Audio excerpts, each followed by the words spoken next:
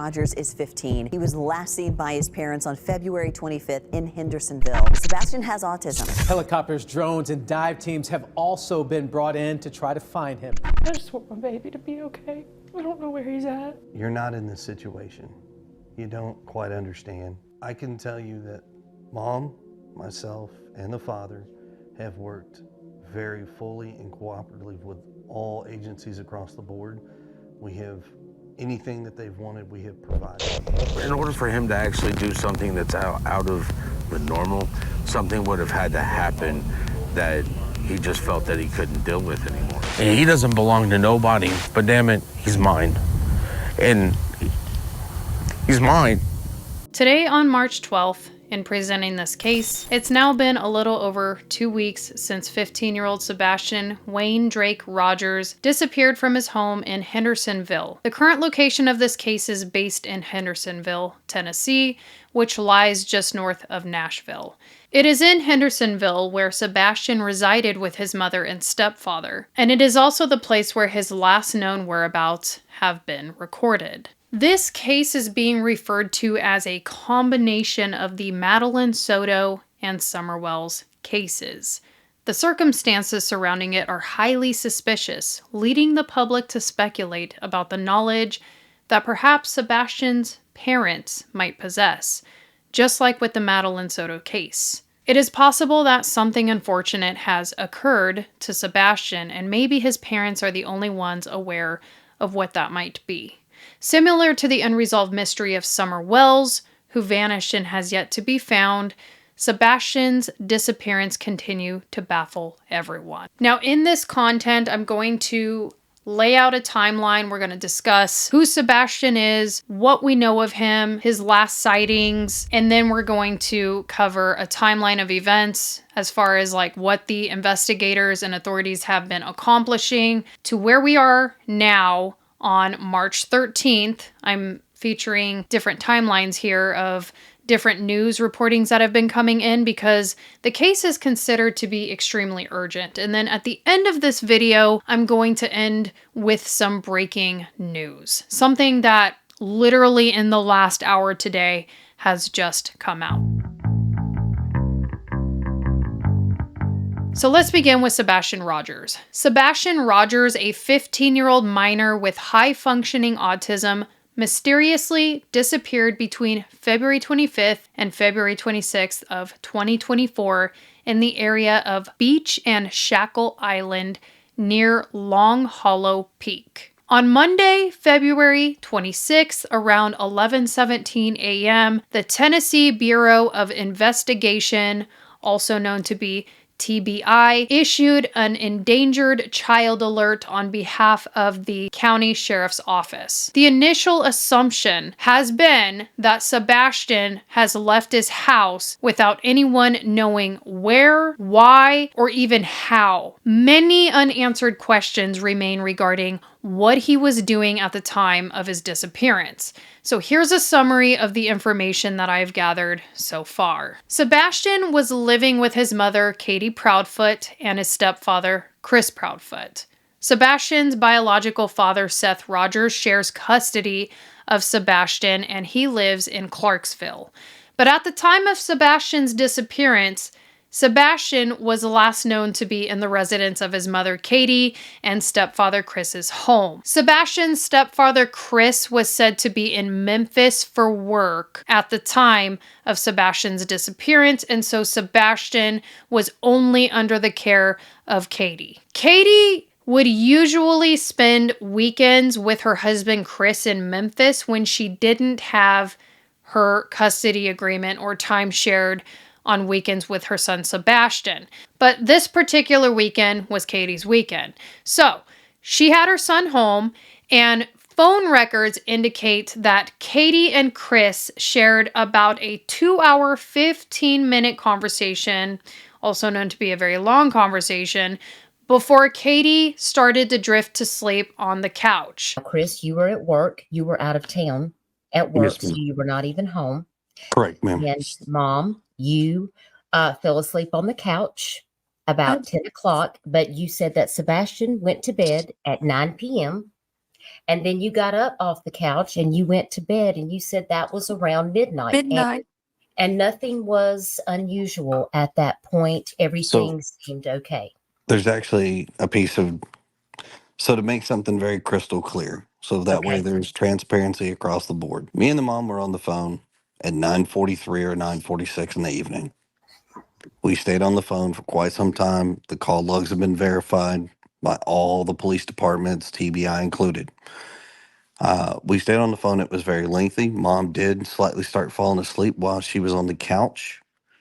I had said, hey, you need to wake up, put the dogs up, go to bed.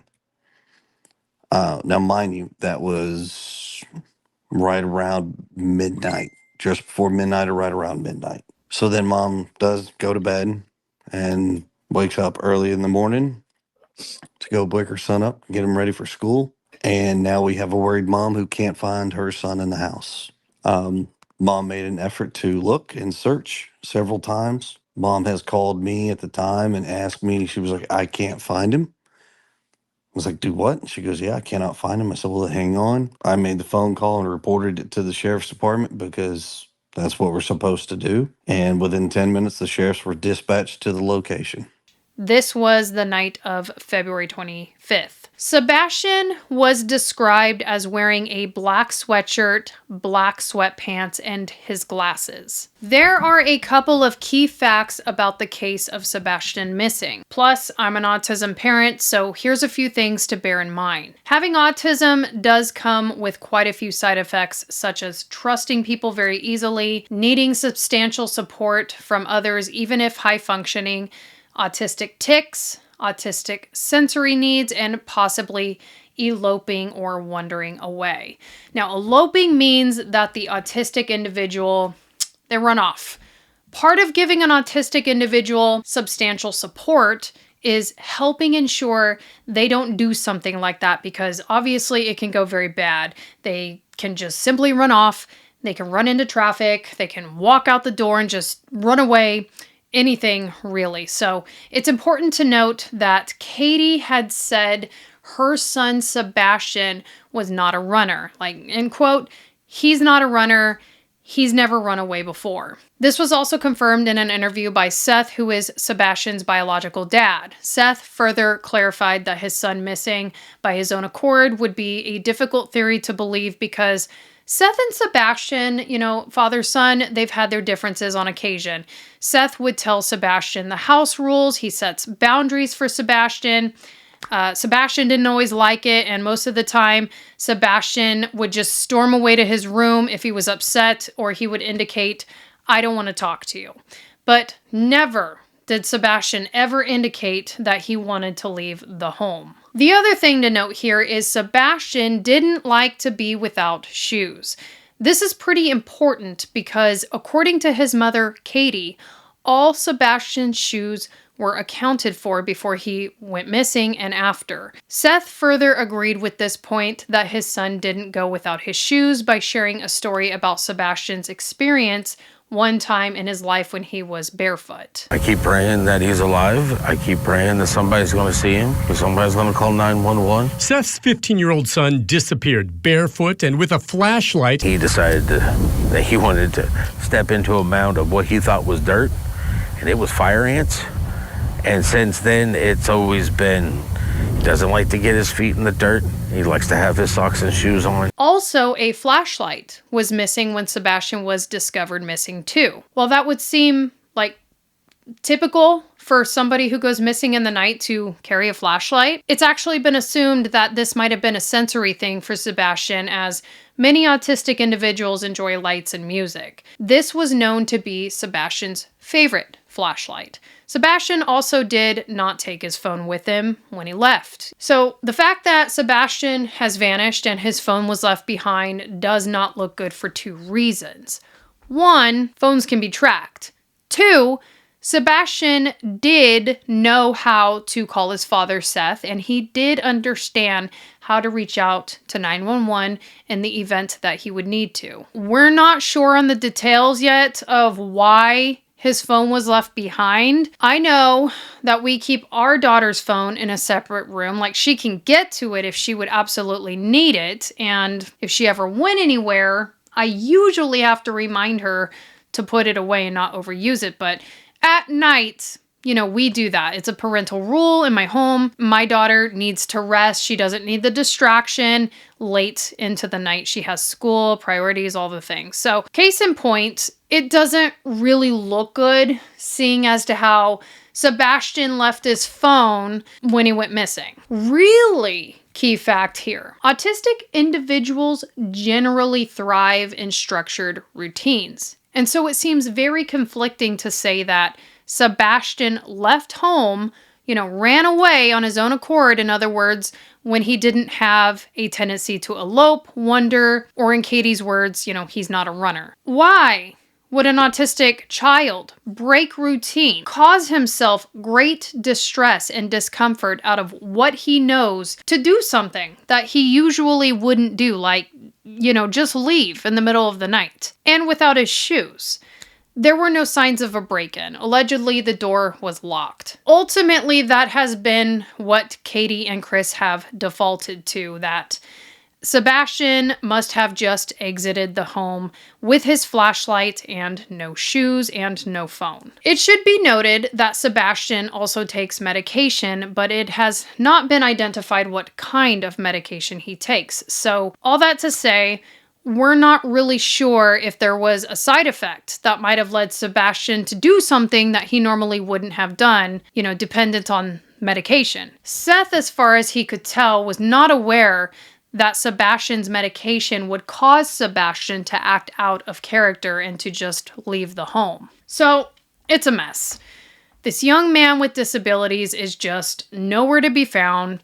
He needs his medication. He needs support. He's a minor. It's difficult to comprehend that he's missing, and everyone seems to be doing all that they can, and yet there is this dire need to be doing more, far more than what's already being done, because ultimately it's mysterious and Sebastian needs to be found. Getting into the background of this family dynamic is a bit key also, because it just adds more important information in hopefully successfully finding Sebastian alive and well. By the way, this is all very public information. I'm posting all my resources in the links down below. Please be sure to do your own research. The case is just booming with all these different theories. The facts are a little bit off depending on what you're reading, so I did everything that I could think of to go to the most honest resources possible. Sebastian was diagnosed with autism when he was 3 years old. Katie and Seth were said to have had to make many adjustments in their lives in order to give Sebastian what he would need to thrive within his diagnosis. They enrolled Sebastian in special education programs at his school, took Sebastian to therapy, and of course, as we discussed, placed him on medication to assist him with his symptoms. Sebastian's favorite song is Eye of the Tiger. Sebastian also loves to game, which, as far as it's been reported, all his games, cell phone included, were very tied down, very safe locked. As in, he could not speak to any strangers from the internet. Seth only had friends on his gaming device, on his gaming forum, and so Seth would know if his son was talking to anyone, and if Sebastian was talking to anyone, typically Seth's friends would call him and ask him, hey, did you know that your son is on the game? Seth would confirm. Typically Seth was sitting right there on his cell phone playing his game while Sebastian indulged in playing Seth's games. The stepfather, Chris, also indicated that his phone was very locked, that Sebastian was not on any social media. Chris pretty much bets his life on it, as far as what I can tell. I am a very strict man. I have rules in my home. We care about Sebastian. We understand the dangers of being on social media or having influence to the outside world, communication with people that you don't know. So we were really big on making sure that Sebastian did not have access to speak with anyone that he didn't know. It's even been said on his phone that he only had a camera, a calculator, and very small amount of contacts that the parents were aware of. And when it comes to like the one mentioned about Minecraft, like I stated before, he does not have any way to come with anybody on any form of online gaming. That is extremely restrictive. We don't allow that because of what can come of it. They combed all of the electronics. I can tell you this with no hesitation. Anything and everything we have given to the police and any other law enforcement to have them completely scan, uh, validate everything, and they are currently. I mean, everything is empty. I mean, they were like, "You guys are pretty good at." I said, "Yes, sir. We don't believe in allowing the kids to communicate through social media or through any type of gaming." Sebastian, his idea of his friend is right now is what he has two kids that he talks to at school, but he is extremely socially awkward. And so it's very difficult for him to make friends, which has been this boy's only lifelong dream. I mean, he Christmas, what do you want for Christmas? I want friends. Birthday, I want friends. Anything that he could do to get a friend, he would love to do it, which is potentially dangerous because that could open up doors if for somebody to say, "Hey, I'll be your friend," and potentially cause harm. Katie Proudfoot, Sebastian's mother, age 38, is said to be a very loving woman who loves her son Sebastian very much. Seth Rogers, Sebastian's biological father, age 40, is said to be a hardworking and caring father. We've talked about him the most because Seth is the one putting out the most effort possible to find his son within the circle of parents. He is the most outspoken parent right now. He and Katie met when they were in college, they graduated, married each other, and started a family.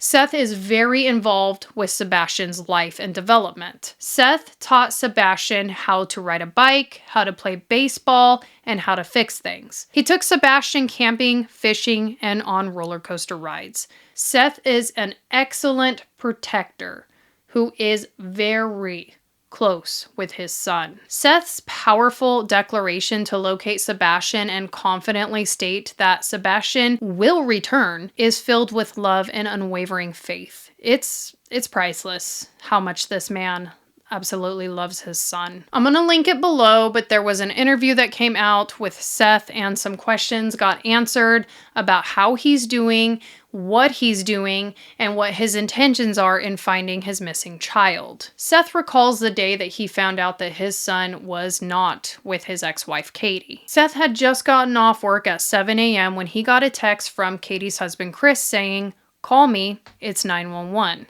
Finds out that his son is missing. He drives to Katie's house where he remained the entire day. Like, this man loves his son. He worked all night and now he's panicking, waiting for his son to come home all day long. So he's been up all night and now all day. Seth is exhausted as he's watching police come in and out of the home of Katie and Chris.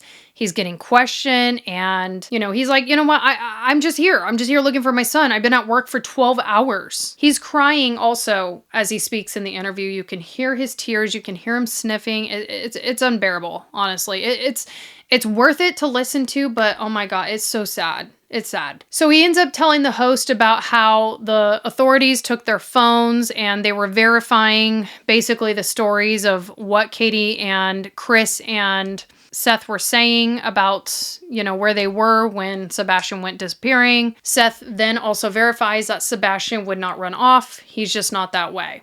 Seth also verifies that everything is pristine in the house except for Sebastian's room, which, typical. If you ask me, my son, oh my gosh, you should see his room, rest of the house, but don't go in Aaron's room. That's just how it is. All that to say, Seth is trying to say that nothing was out of place. Nothing. It didn't look like there was a break-in, robbery, nothing. It's like, it's just the way that it's always been. He was able to verify some information about the investigation, and we're going to get into that in a moment. But this man has been out on his own searching for his son. He is not allowed to know everything just because he's the father. In fact, that's one of the reasons that he can't know everything because he's the father, because he's attached, because he's within the victim's circle. So, he's only getting as much information as he can. And outside of that, he has to report to the Tennessee Bureau of Investigation, TBI, when he's out searching for his son, just in case something happens to him too, but also to let them know how it's going and what's going on regarding his efforts. Sadly, Sebastian was arranged to go live with his father, Seth, in 2024 when summer came, which it's March, so that was just a few months away. But now he's missing.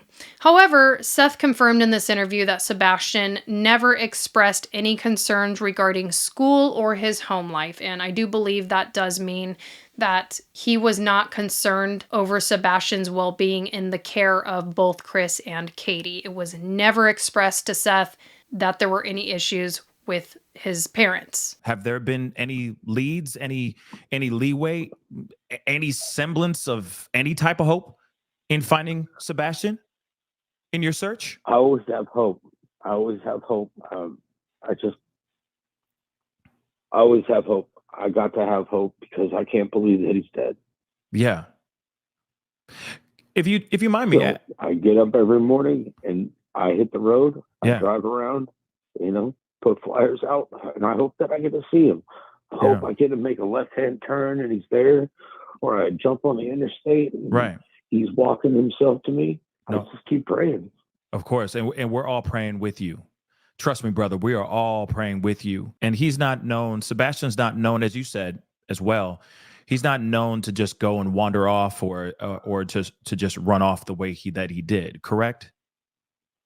Correct. He's never been one to do that sort of stuff. He was supposed to come live with me at the end of school. Summer break, he was supposed to move in with me full time. Oh, wow. He was supposed to, oh, wow. This is this is what both me and him have wanted for years. Yeah. Yeah. No, I understand that. And now you're out looking for him. Now I gotta find him so he can come live with me. Yeah. Yeah, I understand. Of course, I'm not trying to point any blame or anything of that sort. But the situation in which he just vanished into thin air is very suspicious in my personal opinion. What are your thoughts as far as him vanishing in the way that he did vanish? I'm missing something. Like I've stated since day one, none of this makes sense. Yeah. There's something missing out of this puzzle, and I don't know what it is. And I hope that law enforcement has figured out the missing piece so that they can bring my son back to me. Right. I totally understand that.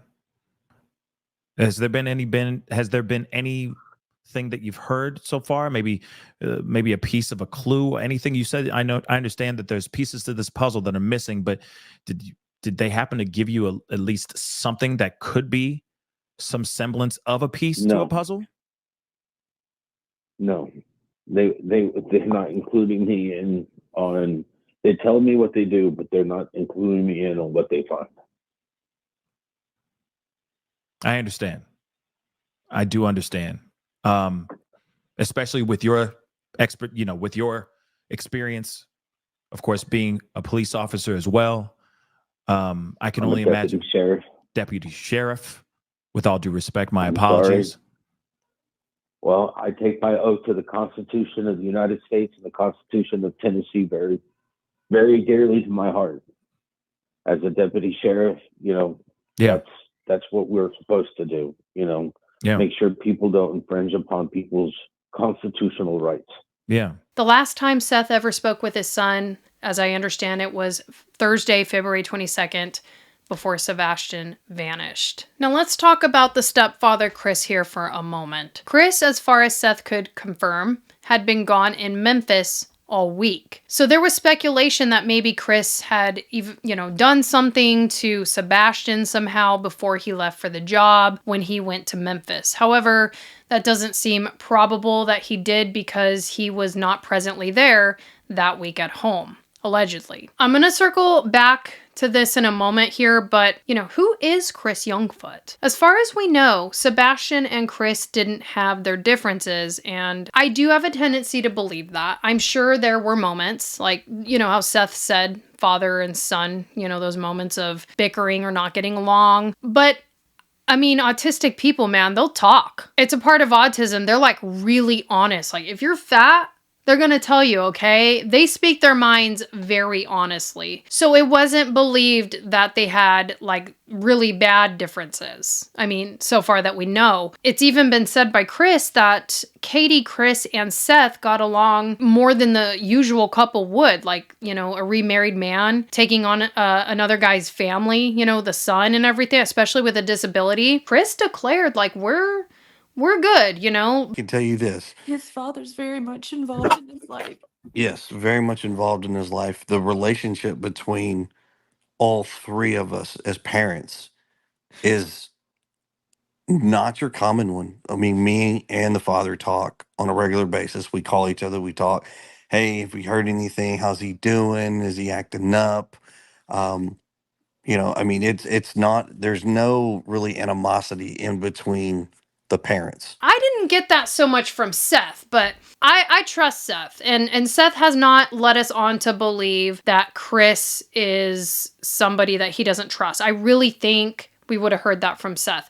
And I truly think that Sebastian would have told Seth if he felt like Chris wasn't being good to him. I just think that would have happened. So anyway, it was pretty normal for Katie to go to Memphis to spend the weekend with her husband, Chris, when Seth had their son, Sebastian. This weekend was Katie's weekend. And according to Seth, there was video evidence of Katie and Sebastian at dinner together on Sunday night. That's why the facts so far are that Sebastian vanished between the evening after dinner of February 25th and the early morning hours of February 26th because Katie and Sebastian had gone to dinner and that was proven. You guys were at the Costco on Saturday. That's when you took the picture of him, correct? Yes, my wife was at Costco on Saturday. Yeah, not the shirt Sunday. that's in the flyer where it says optimism was on a Saturday. They were at BJ's on Sunday. Okay. And what and when is it comes a to restaurant or? No, they are all wholesale, like a commissary style stores where they sell in bulk. Oh, okay. Okay. So Costco so Saturday, BJ's on Sunday. yes, He ma'am. loves to eat all the samples, and BJ's is new, so I took him. You're a good mom. Katie said that Sebastian went to bed on the night of February 25th around 9 p.m. He told his mother, I love you. He went to the puppies. He said, I love you, puppies. And then allegedly his light went out. Now for the tea, okay? It's recently been confirmed that Chris Youngfoot had some very interesting court documents regarding DV and child custody behind him in New Mexico. I turned to a YouTuber for more detail, so I'm not the one featuring Chris's documents online. I have seen them. They do exist. The YouTuber's right. It's out there. This YouTuber happened to be out in New Mexico investigating, so I'll let him say kind of what he's discovered. So here's a clip. Let's talk about the stepfather of Sebastian Rogers, Christopher Proudfoot. He has ties to the state of New Mexico. I am in New Mexico. And there is domestic violence and child custody case filed in New Mexico by Christopher Proudfoot's ex-spouse. And this ex-spouse is seeking custody, emergency custody of Proudfoot and the spouse's child. Oh, wow. Sebastian Rogers remains missing. And this case is very interesting, folks. JLR investigates, because in these court documents filed in New Mexico against Christopher Proudfoot, there is a witness list that was just presented to the courts 2 days after Sebastian went missing. And about a month or so before Sebastian was reported missing, Katie Proudfoot filed an affidavit in the case.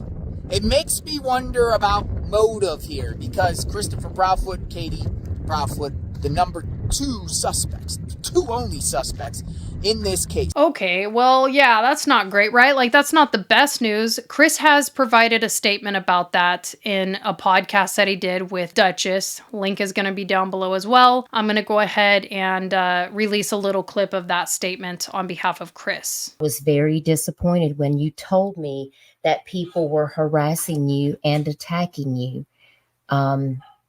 Is there anything that you want to put to rest while you're here tonight, or make clear to the public about this situation? I know you told me there was a statement that you wanted me to make about you and the mom and the dad. So if you want to make any clarification about that, you have free reign to do so. We will not allow you to be disrespected here on this platform. I have no malice or ill intent toward anybody. Everybody has an opinion. Of course. But what is factual is that the father, the mother, and myself have been extremely cooperative. We have been vetted. We have been checked out. We have been questioned and everything of that nature, and literally have been cleared. There is no wrongdoing. There is no negative input from the parents or any of the family. It's hard for a lot of folks. I mean, I will be honest and say this out loud. I have a custody case that is currently going on in another state, which has been brought to public light because people feel that they want to judge and think that they understand what's currently going on, and they don't. Because of that, I am being looked at in a very foul way. I I don't need to repeat anything that's being said, but Right. But and it's people perfectly there's okay. people that's probably seen it on social media, and I want you to be able to have the opportunity to defend yourself. We have 248 people watching right now, and I'm sure that anyone that's watching this on the live stream, please respect this family. I mean, you can't have an idea of possibly what they are going through, and it's really not any of your business what is going on. And I understand that you do see your other child, which, and that doesn't have anything to do with Sebastian. And you guys are on good terms with his father. There's not like there's any custody battle between the mother and Sebastian's father. I mean, obviously, if he wants to see his father, you guys told me that, you just plan to meet up, and it's no big deal. So, I've read a couple of heinous things that people are saying, and it just really upsets me to know that people are just going to that without having all of the information and knowing that law enforcement has interrogated everyone in your family. They have looked into you. They have all of your devices, and that they basically cleared you guys of any involvement in Sebastian's disappearance. And I just wanted the public to be able to hear you say that. Isn't it already difficult enough that your child is missing? That's beyond words. This is a feeling that I'm gonna tell you right now. I don't wouldn't care. wish this on Nobody should ever have to endure. It is not something that should ever be wished upon for anyone. Listen, nowadays, authorities have such cool ways of tracking people through phone pings, through vehicle recordings of doors opening and movements, traveling within a vehicle, far more than we had, back in the day. Like, back in the day, you were kind of looking for an alibi, but now they've come out with a lot of new things to be able to verify someone's whereabouts, especially when they're driving a truck, And so I trust that authorities are looking into this when it comes to the stepfather, Chris, being out of town the night that his stepson vanished. Because it's funky. It's rubbing people wrong. Because that would seem like the best alibi, to be nowhere near a crime scene when something bad would happen. And all children that get harmed by their own family members, they lie. Like Chris Watts said, I want my family home. I want my kids to come through that door and barrel rush me, when he in fact did not. Also, like Stephon Stearns, we just want our baby girl back. You know, she was sleeping for most of the drive to school, and that was all as opposite as it could get. So it's no wonder that the nation is curious about how much we can trust that Chris Youngfoot was really out of town. You know, people are wondering, like, is he lying? Was he really out of town? So I trust that the authorities are doing their job to ensure that he was not near the home during those hours. I'm pretty sure that they have everything that they need. Our speculation may not be needed in this area. But regarding his recent case in New Mexico, don't hate me for this. It's my responsibility to get us to see things and to think. It's about Sebastian. That's what this whole thing is about. It's not about whose side I'm on when it comes to Chris's past. But it is a little funny and weird and fishy and shady that his ex-spouse would file for emergency custody after the news hits about Sebastian. Funny as in she actually, may know something that we don't, like maybe Chris is kind of a weirdo and he really does have DV tendencies, or maybe she is just using this to get more leverage legally. Like, we truly don't know. And so I agree with the Duchess podcast. We don't know. It's just speculation. So people have been concerned about video footage. Like, where's it at? Like, is there any of that? Kim Holmes asked if there's any cameras in the area. And I did see, Kim, that they were asking for people that had any Ring doorbell footage or any businesses that had camera footage. Talk to us about that, Chris. We did speak about that briefly earlier, about the people getting all the footage, but they haven't found anything. Our entire neighborhood and surrounding neighborhoods have voluntarily and with generosity given up any video footage that they've got. I mean, they have let the departments come in and view and monitor. So as far as cameras, everybody has turned over everything. There's thousands of hours of stuff that they are combing through to try to find an answer. Getting into the investigation a bit, close to a dozen agencies, including TBI, Tennessee Highway Patrol, Nashville Fire Department, City of Hendersonville's first responders, Sumner County Sheriff's Office, and Shackle Island Volunteer Fire all began searching for Sebastian right away on Monday, February 26th. There were over 200 searchers on the ground that day, with multiple canine teams, mounted units, helicopter crews, and even drones being deployed. TBI sent a tweet out asking all residents and neighbors to please check their garages, their cars, and their outbuildings to ensure that Sebastian was not hiding there. In a few moments, I'll go through some slides and show you what we've done over the past 4 days of searching. Really wanted to come to the community and ask for your help. We need you to search your properties every day, morning and night. If there's a shed or a crawl space or up under your mobile home or a tarp that's in your yard, check it every morning and check it every night. Look for any details that something has been disturbed. If there's a shirt that was there today that wasn't there yesterday, notify us. You can really help us by searching your own property twice a day. Like I said, we're operating under the assumption that Sebastian walked off, and we really need your help to ensure that he is brought home safely. Okay, and when Chief talks about searching your homes, if you've got a farm, we're well aware that the tendency to follow creeks is great, and we've actually done some case studies, some history on calls and searches in the past where young men or young women have traveled to creeks. So we want you to look at creeks. We want you to look at ponds. Okay, so this is day one, and all of the rings you see are a fixed wing aircraft, TBI's fixed winged aircraft, and they use a FLIR, and they do a continual circle on a 2-mile ring. And the video quality and the pictures that they produce are amazing. And the lines that you see that are going all over the place, the green and the purple and the blues, those are helicopters, THP Metro. And then all of the lines in the middle, when you draw that in, those are our foot searchers. So in the first 2 days, we logged over 2,000 miles of personnel on foot doing searches in those search areas. If you want to go to the next page.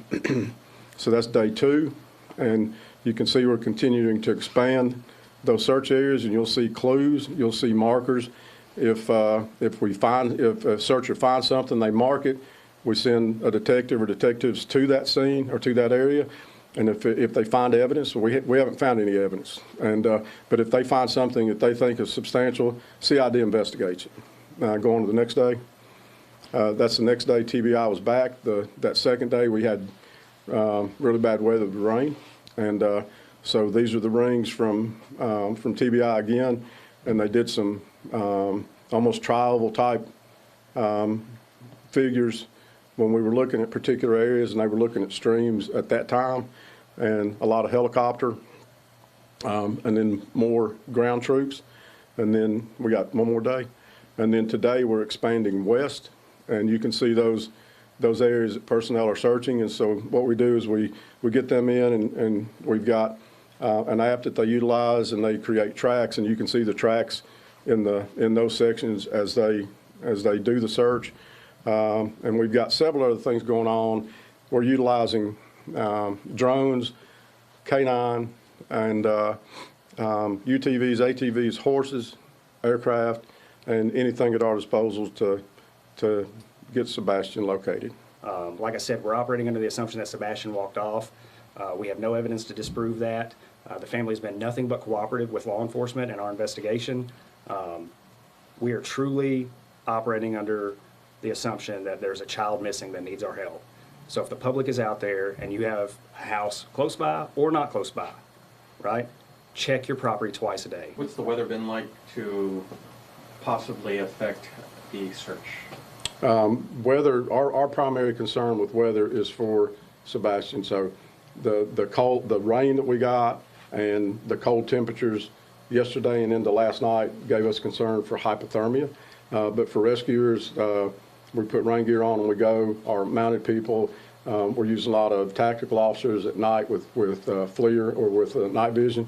And so our search personnel, the weather does not bother them. They go and they're going to perform the search. We're looking at rain tomorrow. The temperature is going to stabilize a little bit.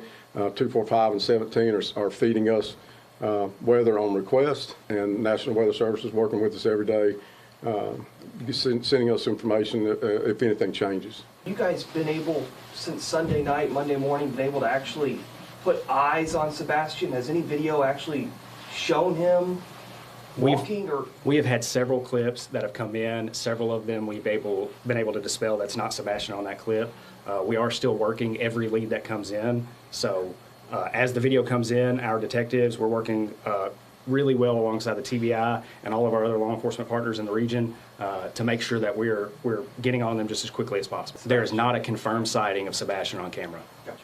Was any of the canines able to pick up on his scent or something that can lead you to maybe a direction where he might have been? We've done that. We've actually cast the dogs in intersections to see if they take us. And our dogs are scent specific, and we have scent articles from the home, and they have not. We have gotten some tracks away from the home, and we haven't had anything that leads us to Sebastian, obviously. As of right now, I've talked to the FBI, I've talked to world-renowned detectives from the Middle Tennessee area, and every one of them has said we're doing everything that we should be doing. We're doing everything that we can. I'm open to ideas. If someone's got an idea that we're not applying yet, let me know. I'll apply it. Do you know how many hours, how many miles you guys have clocked in and searched so far? 2,000 by foot the first 2 days.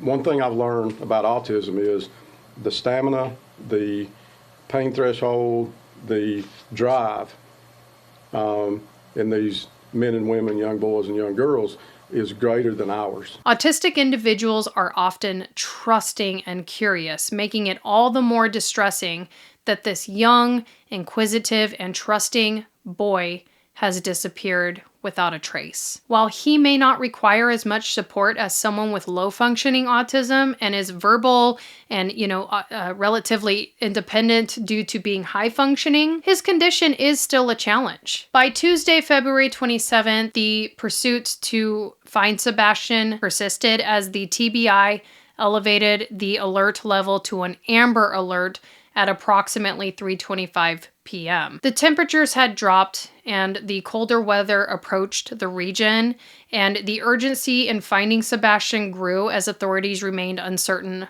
about whether he was adequately dressed for the weather conditions. And rightfully so. As mentioned, he has autism, and so it's pretty typical with weather conditions that it sort of becomes a sensory thing.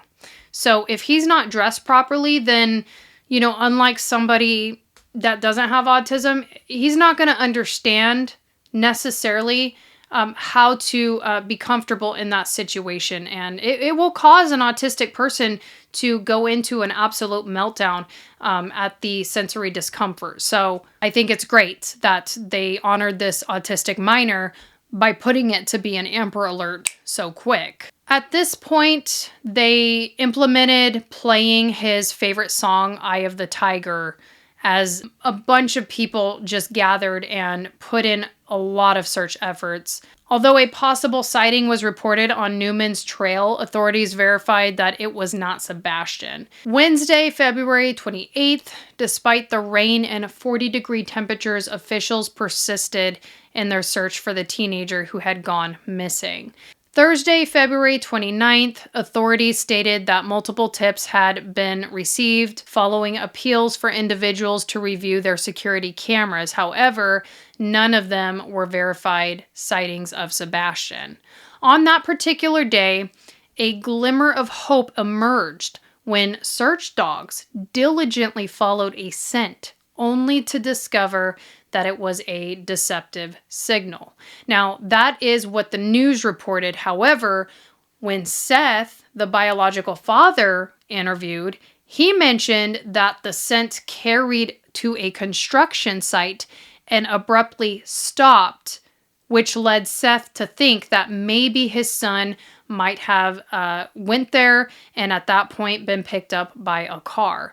But they couldn't tell Seth much more about what that meant. Furthermore, on March 1st, investigators meticulously emptied a pond situated to the east of Sebastian's residence, yet their efforts yielded no findings. The divers, have they found any possible leads? I know that I heard that there was a possible pond that they were draining. You did tell me they were searching all of the pipes. Yes. So when it comes to address her question as far as wells and things, I'm sure there's plenty of those around here. They're searching them. They actually pulled data for all the caves, underground voids, all of that stuff that could be accessible. They've brought in teams from all over the state that specialize in either cave explorations, water recovery rescues. We don't know that they have drained a pond. I can say that much, but they have searched, they've dived them all for sure. They've walked, I couldn't tell you how many miles of creeks and waterways, and they've used cameras. The sewers, it's not really the sewers they're looking in. It's the drainage pipes. So that's for clarification. Sewer pipes, we're not going to find a child in. Those are enclosed and secured, but the runoff, water runoffs were all searched by a dive team. Saturday, March 2nd, entered the sixth day with officials stating that there still had been no sightings of Sebastian. There was a cash reward offered, which started at $3,000 and later was changed to $3,500. More than 300 people joined the search for Sebastian, marking over a week since he had disappeared. Early March, Sebastian's parents spoke with a podcast host about their disappearance. I'm just going to play for you a little clip here, kind of recapping their experience with finding out that he was missing. Tell me what happened the day that Sebastian went missing. I know that his mom said that he was having a good day. He had had a great weekend. So do you want to walk us through what that looks like again for everybody? He did have a really good weekend, actually. When we come home from having supper that evening, when he went to bed, when I told him to go to bed, he said, "I love you, Mama," and he said, "I love you, puppies." A little later in the evening, I myself went to bed, and when I went to wake him up for school, he wasn't here. Sebastian does not have a history of running. I mean, the young man doesn't go outside very much. I mean, everybody in the neighborhood knows him. He is very to himself, so to speak. Between the hours of 12 and 6, he is basically vanished. By March 4th, the Tennessee National Guard joined the search for Sebastian. 25 service members from Cleveland's 252 Military Police Company volunteered to assist in the search and rescue efforts.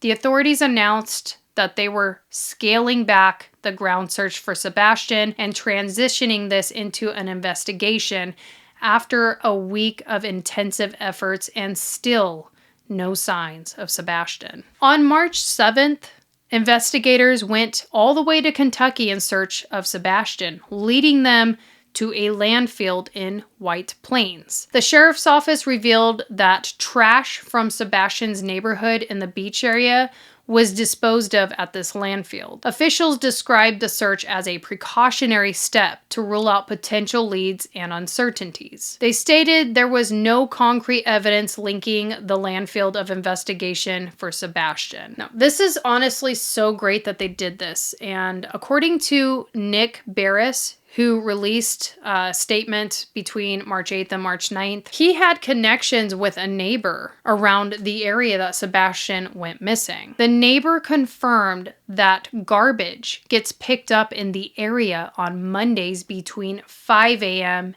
and 6 a.m. Obviously, February 26th was a Monday around 6 a.m.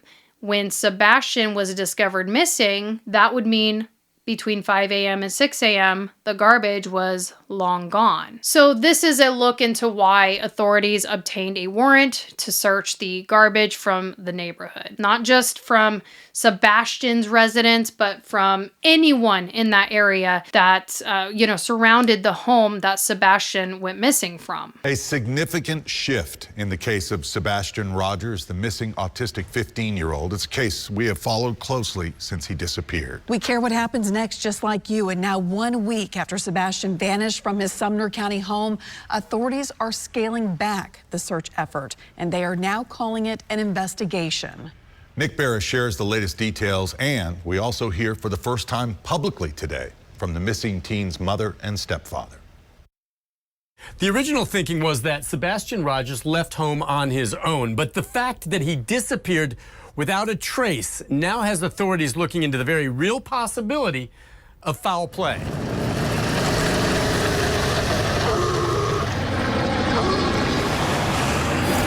Consider 7 days of intense searching from the ground and air. Hundreds of officers and citizens, bloodhounds, and nothing. No security video of the teen and no trace of Sebastian. We're used to producing, and this is one of those cases that we haven't been able to produce yet. No one is giving up. Sebastian could still be alive somewhere, alone, hurt, lost, or trapped. The search effort will continue, but we're scaling it back a little bit. What exactly does that mean? Well, sources close to the case confirm authorities are now considering foul play and that this missing teen case could become a criminal investigation. Let's pause and take a look at something here. When did Chris go to Memphis? Do you have any knowledge of that, when he actually left for that job on Monday? Well, I don't think he left Monday. I think he'd already been there all weekend. So he was out there all weekend. From what all week? Oh wow. Okay, that's interesting. So he was gone all week. I believe so. You believe so? Okay. Normally, I believe so, because normally if I have him, yeah, Sebastian's mom would go to Memphis If I had Sebastian over the weekend, she would normally go to Memphis. So he might. Okay, so he could have been there for a while.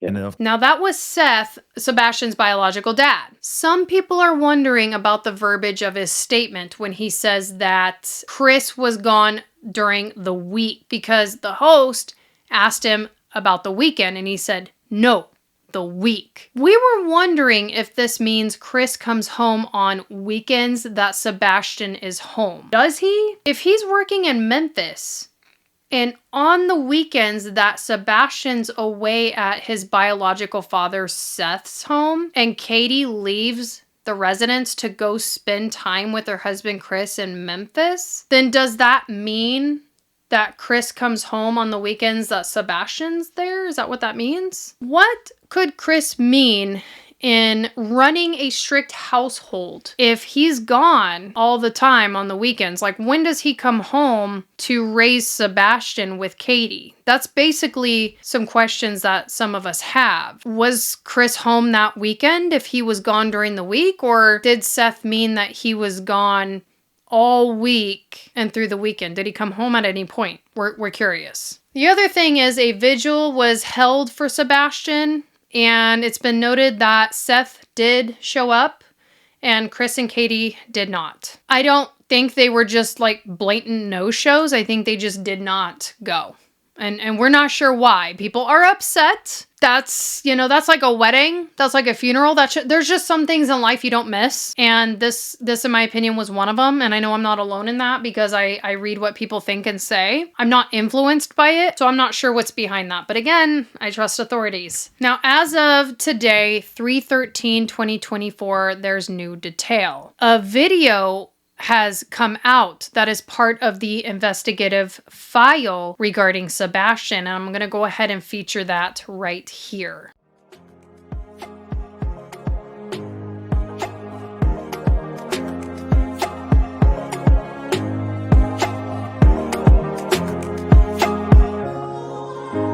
I know there's some footage a lot of people have been talking about and wanted to look over, so that's exactly what we're going to do. And then I'll show you what Nick has to say about it, and then we will talk about it as well. Pay attention to what he says, and we'll play it again on the other where it's higher quality. Watch the two that are moving that are just a little bit away from each other, not the fog light. It's that's just part of the home, because it's facing like sideways, because it's not a camera that's like set up to watch the Proudfoot's home. It's not like some people aren't like watching them. It's sideways. It's pointing. It's watching something, but it catches the backyard. So you're not looking at like a direct view like into the Proudfoot's house, because, well, that'd be a little odd if somebody was surveilling your home, but they're not. See is from early Monday morning, February 26th, around 3:10 a.m. Now, there are no street lights in the Stafford Court neighborhood, so it is at night, pitch black. What you will see here are these 2 points of light believed to be people with flashlights in the area around Sebastian Rogers' Hendersonville home. It is believed Sebastian left his home barefoot and with a flashlight sometime overnight. Since his disappearance, authorities have reviewed security video from homes in the neighborhood looking for clues. We have had several clips that have come in. And this one is getting the most attention, showing signs of activity around Sebastian's home the night he disappeared. You see 2 light sources, which we've circled to help you follow. For point of reference, the security camera was pointed toward the back of Sebastian's home in a common area. In the video, you see subject 1 with a light source in the lower right-hand corner. Then you see subject 2 briefly appear and move toward the first before that light source is covered or obscured by bushes. Subject 1, a few seconds later, then moves out of frame. Then subject 2 reappears and follows subject 1 off screen. It's a short time later, and it's very vague, but then you see one of the subjects moving quickly back through the common area, and that is it. So subject, one of them follows the other, and you have a subject that leaves the frame. So they then go out of frame. One comes back towards the home. One of the subjects return back towards the common area, back towards the Proudfoot's home is the area they're walking back towards. Watch it again. He zooms it in, and he shows them coming back when he points that out. It's very hard to see. I had to watch it a few times, but he points out. I know when he released video, it came in bad quality, so it doesn't help either. But watch when he points out, once one subject leaves the footage, one comes back. For point of reference, the security camera was pointed toward the back of Sebastian's home in a common area. In the video, you see subject 1 with a light source in the lower right-hand corner. Then you see subject 2 briefly appear and move toward the first before that light source is covered or obscured by bushes. Subject 1, a few seconds later, then moves out. Subject 1 leaves the frame. Then subject 2 reappears and follows subject 1 off screen. It's a short time later, and it's very vague, but then you see one of the... Right here. Watch this right here. You'll see the light pop up. Let me turn the playback speed down. Watch in this area in the middle. There will be a small light that pops up, and they're going to walk back towards the home. Off screen. It's a short time later, and it's very vague, but then you see one of the subjects... Right there. Look, I got it paused right there. If you guys look as close into it as you can, the camera is it's circled on, so they've marked the subjects. And for those that saw it, yeah, but it's hard to see. I know it's hard. You look up, basically above like the buffer line, go straight up from that. You'll see a small light. What that is, yeah, Nick slow-mo. It sounds funny. So they've tracked them. The police, when they got the video footage, they're marking the subjects because that's what they're watching. You're seeing someone return back, and they keep moving. One of them walked behind them off the screen. We don't know if they walked them away or who those people were, however you want to put it. Someone is behind another subject. Subject walks off. Another subject walks behind them. One subject re-enters. And I know I keep saying subject, but I don't want to place names on these people who we don't know who they are. But the presumption would be one is Sebastian and one is whoever's responsible. That is what we presume. We don't know that. Now, law enforcement is going to clean up this video hard. They're going to be working on this. TBI will be cleaning it up. What they'll also do likely is get a day footage for a better point of reference. We don't have a day footage, so we're working with what is believed to be the point of reference, but it's not definite, if that makes sense. I don't have a point of reference from this camera. I can't get you like what this camera exactly is pointing at during the day, but they can. When, the day before, during the day, next day, whatever, where it's pointing at. So they'll have an exact point of reference to know. And that makes me wonder, is that what led them to go take pictures of the backyard? Again, make your own assumptions from this. Derive your own opinions. I think it's odd that someone walks back towards the common area. They're walking back towards the common area. And see, that's the thing. Wouldn't his scent be picked up? Well, around the home, the scent's probably picked up because that's where he lives. I don't know if that would have derived a scent trail. It had been said early on, I don't know if this had ever been said by law enforcement. I know I had heard a lot at the very beginning that there was scent that died at the road. But of course, you can just take that away as his scent picks up on his property and it leaves because he wasn't in the road. There's quite a few different reasons for the scent not tracking further, because a scent on a property is sometimes hard to decipher because you live on your property. If someone came to do your scent track right now where you live, it would pick up, like over here in the yard because you took the dogs out, over here because you go check the mail, over here because you live here, you get out of your car, you get in your car. Your property, it's hard to kind of get a feel for on your property, unless you have a large property, of course, because then it can track all the way to, say, like a road. We've heard in other cases where they do get a scent track at the home because they have a larger property. This is a home in a subdivision where you don't have enough land to per se that you can necessarily get a scent track on that property. So again, I've got it paused and I'll play it through, and you'll see this moving quickly. This person the subject is moving quickly back towards the home. I have to ask why law enforcement would release that. And my personal opinion is it's to pressure whoever was in that video. Obviously, if one was Sebastian, it's pressuring whoever was in that video with him, because there's no way that they're releasing that to hopefully get an identification, because there's no way anyone is going to call in the tip line and say, I know who that is, or I have information on that. There's nothing you can derive from that. So why release it? There's plenty of other cases where they've never released a single piece of evidence because none of it is going to help. The public cannot help with it. I mean, I think of all different cases, but think of any that are active and ongoing or have been active and you've never seen evidence from. It's not because they necessarily don't have any.